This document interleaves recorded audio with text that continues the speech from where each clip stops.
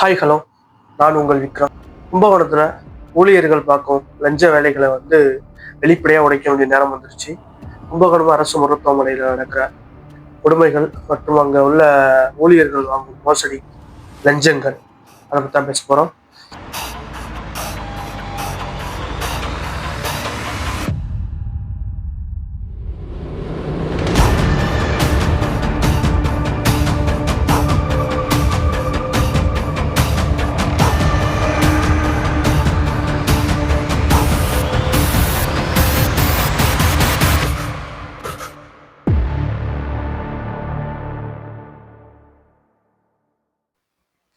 இப்ப நம்ம என்ன பேச போறோம் அப்படின்னா, அரசு கும்பகோணம் மருத்துவமனையில லஞ்சத்தில் ஈடுபடும் அங்க பார்க்கும் ஊழியர்கள், அதை பத்தி தான் பேச போறோம்.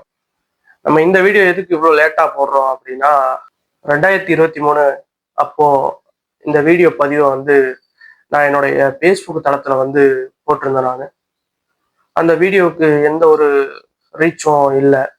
அதை எப்படி நம்ம தெரியப்படுத்துறது மக்களுக்கு, அங்க உள்ள கும்பகோணம் மக்களுக்கும் மற்றும் அங்க கும்பகோணத்துல உள்ள அதிகாரிகளுக்கும் எப்படி தெரிய வைக்கிறது அப்படின்னு ரொம்ப நாளா எனக்கு ஒரு சந்தேகத்திலே இருந்துட்டு இருந்தேன். நமக்கான உரிமைகளை பேசக்கூடிய யூடியூப் தளம் ஒன்று உருவாக்குனேன். நான் அதை நானே உரையாற்றி நானே அது மக்களுக்கு தெரியும்படி செய்யுமாறு இந்த இணையதளத்தை அமைச்சிருக்கேன்.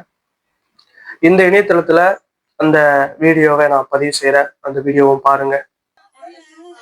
காசு கேட்டாங்களா தள்ளுறவங்க? எவ்வளவு கேட்டாங்க? எவ்வளவு கொடுத்தா? எவ்வளவு கொடுத்தா?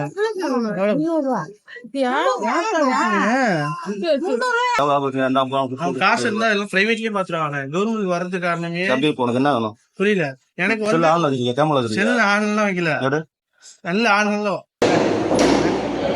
சரி, எதுக்கு கழுத்து வந்த காசு வாங்க? கழுத்து வந்த காசு துணியெல்லாம் அழைச்சி போடுறாங்களா? புரியல, துணியெல்லாம் அழைச்சி போடுறாங்களா? ஓகேண்ணா, ஏதாவது பார்த்து நம்ம கொடுக்க வைக்கிறதா. அது 300 200 தான் கொடுத்தாங்க. 200 தான் கொடுத்தாங்க. 200 இருக்குதானே, அது எப்படி காசு? என்ன சொல்றா? புரியல, அது காசு உனக்கு வேணுமா? காசு எனக்கு வேணுங்களா? எதுக்கு வாங்குறீங்கன்னு கேட்குறேன். அது அப்படிலாம் கிடையாது. ஏதோ நம்மளா பார்த்து கையில் தான் வச்சுக்கின்னு கொடுக்கறது தான். நீங்கள் கேட்டுறீங்களா? திரும்பி போய் காசு கொடுத்துனா இப்போ திருப்பி எங்கள் அம்மாட்ட வேறு கேட்டீங்க, காசு கொடுக்குறது கேட்டீங்களோ? உங்கள்கிட்ட வந்தால் நான் ஒன்று ஒன்றுமே சொல்லலையே. அதெல்லாம் நம்ம இறக்கி விட்டு தான் வந்தானே. இதுக்கு இதாங்க இருக்கு 100 கொடுத்தாங்க, அந்த வாங்கி வந்துட்டோம். 100 இல்லை 300 கொடுத்துருக்காங்க. மொட்டை அடிச்சு கொடுத்தாங்க. கேட்டு பார்ப்போம் என்ன நடந்துச்சு அப்படின்னு பார்த்தீங்கன்னா, கும்பகோணம் அரசு மருத்துவமனையில டாக்டர், நர்ஸ், அந்த மாதிரி அங்க உள்ள பர்மனன்ட் ஜாப் அவங்களை இல்லாம டெம்பரவரியா வேலை பார்க்கும் துப்புரவு பணியில வேலை செய்யும் நபர்கள் இந்த லஞ்ச மோசடியில ஈடுபட்டு இருக்காங்க. இது இங்க பல பேருக்கு தெரிஞ்சும் அதை வெளில சொல்லாம இருக்க காரணம் என்ன அப்படின்னு பார்த்தா, அந்த சொல்லும் நபர்கள் தனிநபராக பாதிக்கப்படுவாங்க அப்படிங்கிறதுனால மட்டும்தான் யாருமே இதை வெளியே சொல்றது கிடையாது. ஒரு விஷயம் சின்னதா இருக்கும் போதே அதை சரி செய்தா அந்த விஷயம் பெரிய பிரச்சனையில இணைய முடியாது. இங்க அரசு கும்பகோணம் மருத்துவமனையில லஞ்சத்துல ஈடுபடும் அந்த ஊழியர்கள் 2023 எனக்கு ஒரு மூக்கு ஆப்ரேஷன் நடந்துச்சு. நான் அப்போ அரசு மருத்துவமனை கும்பகோணத்துலதான் இருந்தேன். அப்போதான் எனக்கு அந்த விஷயத்தெல்லாம் வெளிப்படையா நான் அறிய முடிஞ்சுது. நான் ஒரு 18 நாள் கிட்டத்தட்ட அந்த மருத்துவமனையில தான் இருந்தேன். அதனாலதான் என்னால நோட் பண்ண முடிஞ்சுது அங்க என்ன நடக்குது, யார் யார் என்னென்ன பண்றா அப்படிங்கிறத. எனக்கு நடந்த சம்பவத்தை வச்சுதான் நான் முழுவதுமே இதை சொல்றேன். டாக்டர், நர்ஸ் இவங்களை இல்லாம அங்க டெம்பரவரியா வேலை பார்க்கும் துப்புரவு பணியாளர்கள் என்ன பண்றாங்க அப்படின்னு பார்த்தா, அங்க நோயாளிகளிடம் குளுக்கோஸ் போடுறது, கிளீன் பண்றது, அவங்களுக்கு ஹெல்ப்ஃபுல்லா இருக்க எல்லா வேலையிலையும் செஞ்சு முடிச்சதுக்கு அப்புறம் காசு கேட்கறாங்க. அது ஒரு ரிக்வெஸ்டா, அது ஒரு பணிவா கேட்கறது கிடையாது, கொடுத்து ஆகணும்னு கட்டாயமா கேட்கறாங்க. அதனாலதான் நம்ம இப்போ பேசுறோம். ஏன்னா ஒவ்வொரு நோயாளிகளும் ரொம்ப சிரமத்துலதான் அரசு மருத்துவமனையில சேர்க்கப்படுறாங்க.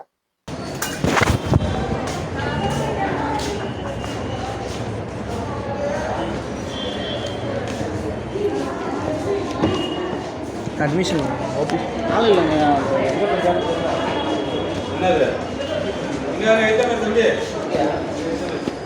எங்கண்ணா? பேர் என்ன?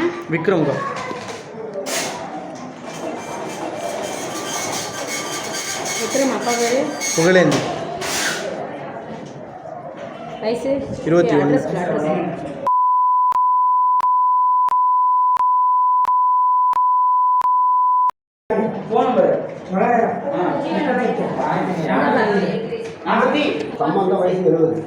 இந்தாப்பா உள்ளார போனீங்கன்னா ஃபஸ்ட்டு என்னென்னு சில பெரிய பில்டிங் இருக்குல்ல ஓகே அதில் ஃபஸ்ட்டு மாடி 20 ரூபா சரி 20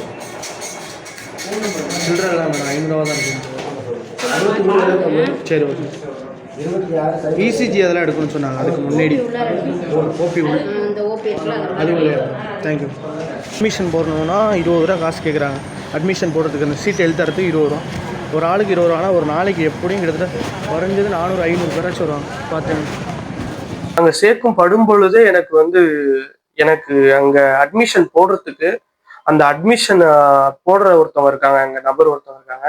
அங்க கும்பகோணம் அரசு மருத்துவமனை கும்பகோணத்துல அட்மிஷன் போகணுன்னாலும் மினிமம் 50 ரூபா கொடுத்தாதான் அட்மிஷன் வரும். அந்த 50 ரூபா உங்களை அட்மிஷன் போடும் போதே 50 ரூபா கொடு அப்படின்னு சொல்லுவாங்க. நான் அட்மிஷன் போட்டுட்டு அடுத்து என்னோட பெட்டு கொடுத்தாங்க எங்களுக்கு. அந்த பெட்ல நான் இருக்கும் பொழுது அடுத்தடுத்த சக நோயாளிகளிடம் நான் பேசும்பொழுது என்ன சொன்னாங்க அப்படின்னா, இங்க பாட்டில் போட்ட காசு கேட்குறாங்கப்பா, இங்க நம்ம பெட்டெல்லாம் கிளீன் பண்ணணும்னா அவங்களுக்கு ஏதாச்சும் காசு கொடுக்கணும்ப்பா அப்படின்னு சொன்னாங்க. ஒரு விஷயத்த நம்ம கண்டுபிடிக்கணும்னா அந்த கூட்டத்தோட கூடுதல் தான் இருக்கணும். அதனால நான் அந்த நோயாளிகள் பண்ற மாதிரி தான் நானும் ஒரு நோயாளி தான் சேர்க்கப்பட்டேன். அப்போ நான் அங்க என்ன பண்ணேன், நானும் அவங்க சிலருக்கு காசு கொடுக்க சூழ்நிலை வந்துச்சு. சிலருக்கு காசு கொடுத்து எனக்கு மருத்துவம் நடக்கணும், அது நல்ல நல்ல முறையில் நடக்கணுங்கிறதுனால நாங்க காசு கொடுத்தேன். அந்த கொடுத்த எல்லா பதிவுமே என்கிட்ட வீடியோ பதிவா இல்லை. ஒரு நபர்கிட்ட மட்டும்தான் நான் அது வீடியோ பதிவா நான் எடுத்தேன். அந்த வீடியோ இந்த வீடியோல நான் அப்லோட் பண்றேன் பாருங்க.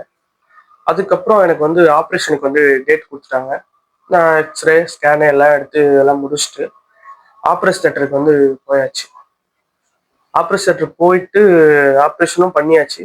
ஆப்ரேஷன் பண்ணிக்கிட்டு முடிச்சுட்டு வெளில வரும் பொழுது நான் ஒரு சுயநலவை இழந்துதான் இருந்தேன். அந்த நேரத்துல கரெக்ட் 1 ஹவர் எனக்கு சுயநலவு கொஞ்சம் கம்மியா இருந்துச்சு. ஆனா அந்த பேசுறது அதெல்லாம் புரிஞ்சுது.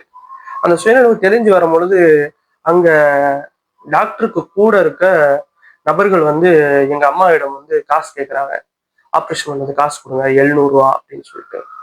ஒரு எங்க அம்மாட்ட நான் சொன்னேன், இப்போ காசுலாம் கொடுக்காதீங்க அந்த மாதிரி கேட்டா அப்படின்னு நான் சொன்னேன். அதுக்குள்ள இங்க ஒரு மருத்துவம் சிறப்பா நடக்கணும் அப்படிங்கிற ஒரு அச்சத்துல எங்க அம்மா காசு கொடுத்துட்டாங்க.